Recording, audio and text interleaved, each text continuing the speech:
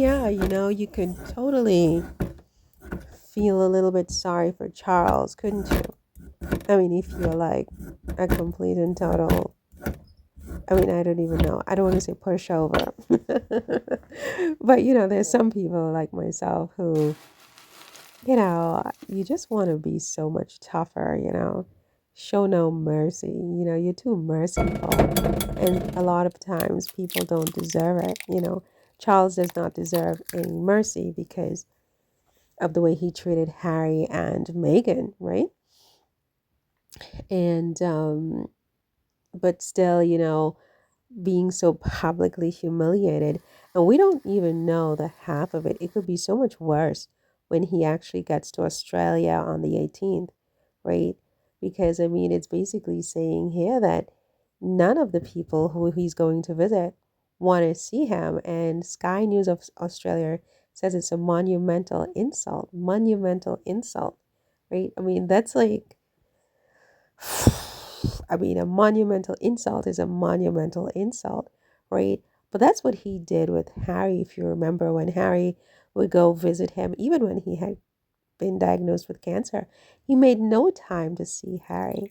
And in real time, he's getting the same courtesy back from the premiers in Canberra, in Australia. It's like, you know, people are saying that it's karma, and it's so true. You can't deny it. But as bad as it was to insult Harry, it's not as bad as these premiers in Australia just dissing Charles and just making Charles look so completely irrelevant. I mean, it's like, you want to talk about making someone look completely irrelevant. This is the way you do it.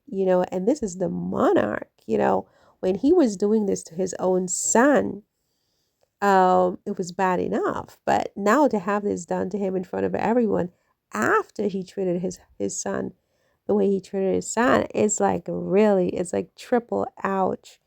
It's triple ouch, but he does deserve it.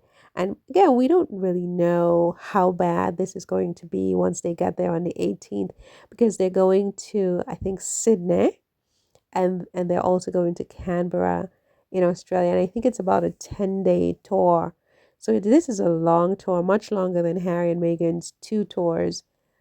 Probably both tours combined were not 10 days. So this is ambitious, you know.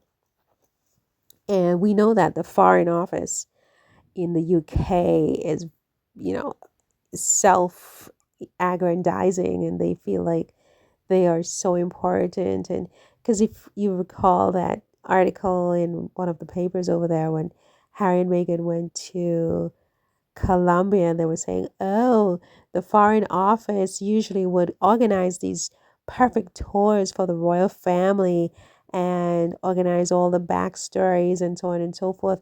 And Harry and Meghan going over to Colombia without the benefit of the Foreign Office, basically they were hinting or suggesting that somehow Harry and Meghan's tours are inferior to that of the royal family, or what it would have been if they were still with the royal family.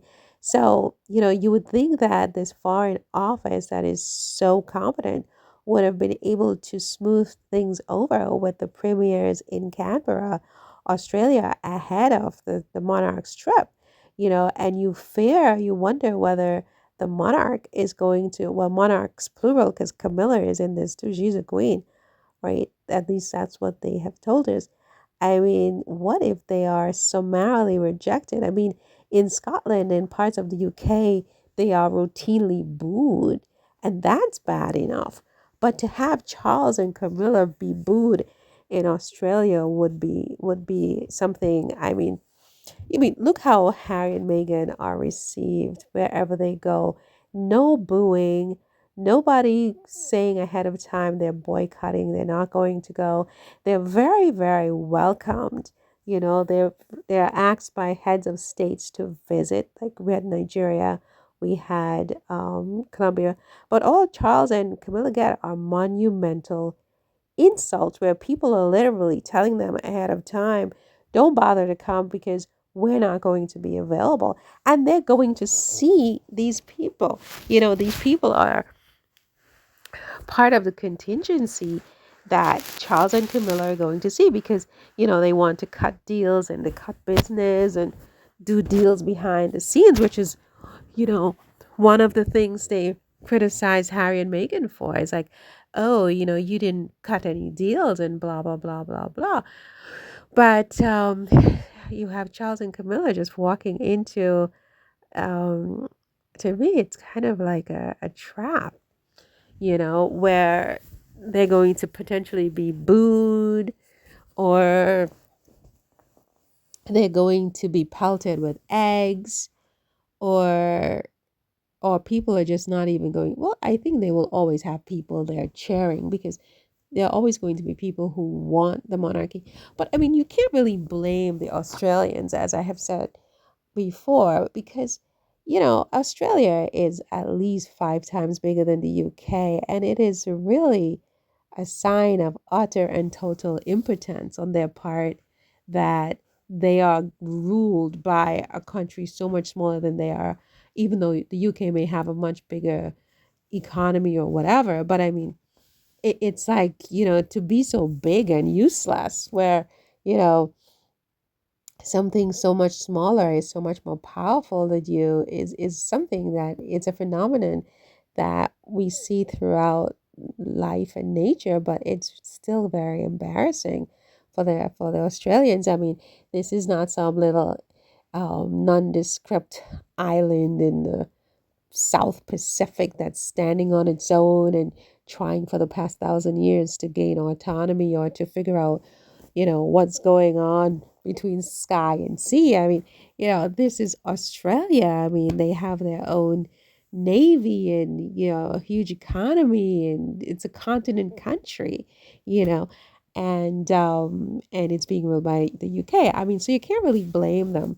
But I mean, they've come a long way from the Princess Diana days when she had gone to visit with her husband, her then husband Charles, or even with Harry and Meghan's visit, because, none of these visits were sort of threatened with bad blood or with a lack of welcome. Listen, anyway, I kind of just want to, I'm in the middle of making like a late lunch, early dinner kind of thing, and I'm setting my table. I think I'm not very good at setting the table, but I'm doing my best. I'm doing some gravy. It's like a leftover from yesterday. So leftover from dinner is lunch, a late lunch today. So I had like two of these chicken thighs, and I reworked the it's not a cabbage, but it's like in the cabbage family, chou vert maybe in French. I don't know what it is in English. Maybe cauliflower. So I made that, and for dinner last night, and today I reworked it with some tomatoes and carrots and stuff with some gravy. So yeah, I'm going to have that for lunch dinner. Anyway, you guys, listen, all I'm saying here is that Charles and Camilla, and to get back to Charles and Camilla, really are struggling with their PR these days. I mean, they're getting pelted with not rocks, with eggs all the time in the UK. People are booing them. People are showing up with "Not My King" signs. And I think it's bad enough in the UK, but I think when they take that abroad and that becomes their brand is like so pathetic. When you consider what Queen Elizabeth left to Charles and William and what has already happened to the brand in less than 2 years. I mean, I don't see how this monarchy survives absent some kind of big turn about face where something radical changes. But the current trajectory, it's like not looking good. Anyway, you guys,